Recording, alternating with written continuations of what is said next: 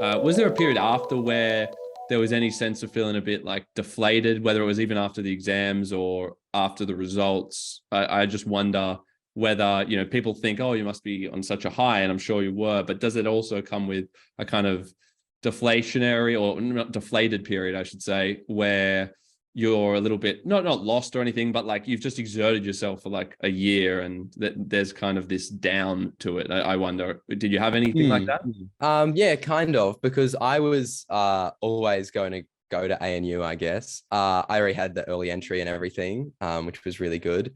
And so in the end, I got the mark, and one of my first thoughts was, well, that doesn't change much or change anything.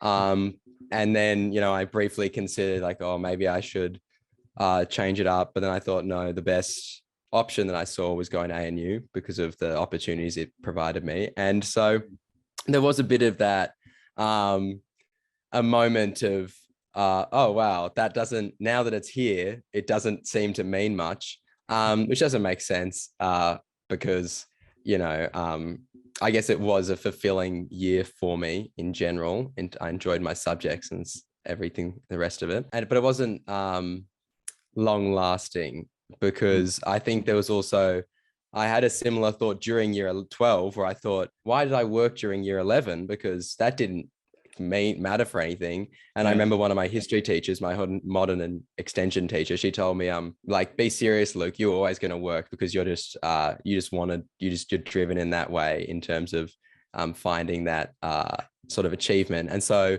that was actually surprisingly a helpful thought when I got the mark, and I was like, oh, wow, it doesn't change my life at all. But then I thought, but then again, I was always going to do that, and I enjoyed it.